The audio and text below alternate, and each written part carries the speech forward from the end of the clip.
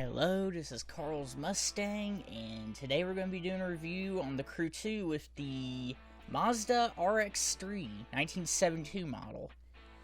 Now, sorry for the long break. The last episode was kind of dry, so I decided to take a break, but this episode, even if it gets dry, I might have some videos lined up that are probably not going to be the Crew 2, but I'm going to make sure to upload, because this one I just want to take a break. I wanted to take a break for a little bit, but I've been waiting for this car. I mean, I've been seeing some leaks, and I knew the car was coming. To be honest, I'm gonna go with these wheels, but as you can see, it's 223,000 bucks, and of course, if you want to buy it with crew credits, it's 31,000.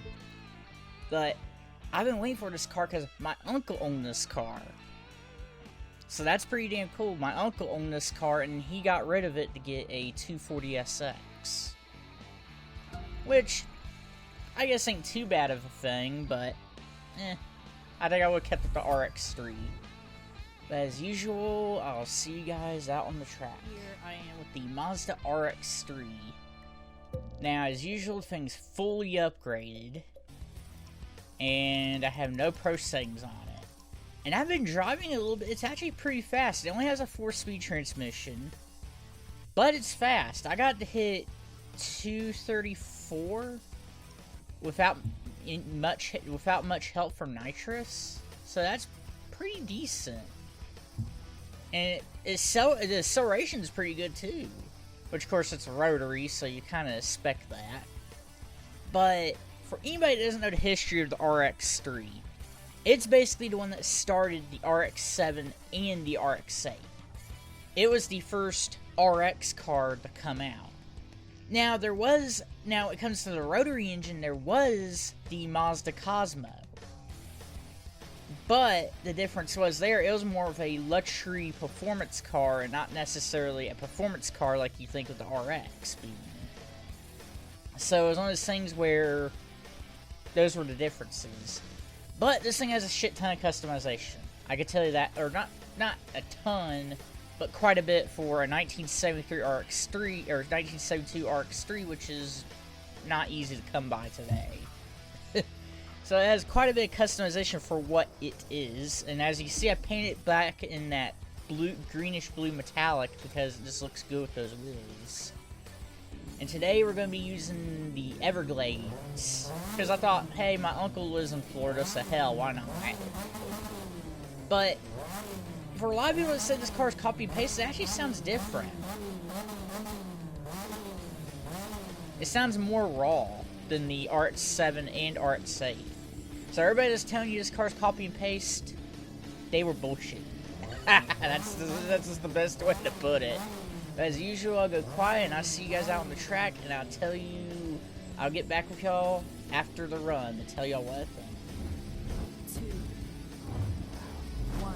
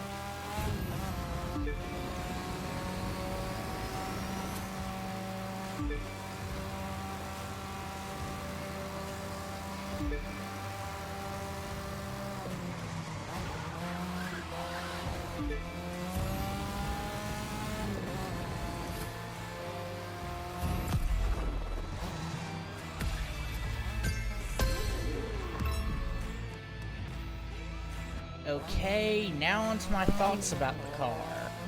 Not bad at all. I think with some pro things, this thing would actually would be badass. Especially considering how old it is, and you saw with that 4-speed transmission, I was hitting like what? 230, I think it was 237, I might hit 238, wasn't really paying attention. So this thing's pretty damn good. I'm impressed. And of course, its acceleration, it's pretty decent. I mean, if it didn't spin tires at the start like it did, or if I would have tried to control it, it probably would have had a pretty good launch. Which Pro Saints could fix that also, but it's one of those things where, and of course, if you use traction control, that would fix it. But I don't use traction control, so I'm just working with the car hardcore, or at least as hardcore as it can get in this game. But this thing's pretty good. I do have to say, this car, I think it'd be worth getting. It's a part of JDM history, and I mean, it's one of the cars that basically started the RX lineup. I mean, it's just an awesome car to own. Also, it looks good. I mean, even today, by today's standards, this car looks good. So, I think this car's worth picking up. If you're a lover of JDM or the RX car lineup, or if you're like me and you have an uncle that used to own one, hey, it's worth getting. It's definitely a good car. Also, there's one in the Motor Pass called the Supercharged model. I don't know what's so special about that one, but there's also that if you want it. But of course, then you have to pay for the Motor Pass. So if you want the car without the Motor Pass, this is the only way to get it. And as I said, this car has a decent amount of customization where you can make it look the way you want. So, yeah, I'd just say this car is definitely worth getting. If you're a new player, I would recommend waiting to get it until you have the money, but otherwise, this car is pretty damn good. That's all I really had for today's video, and I'll see you guys later in the next video.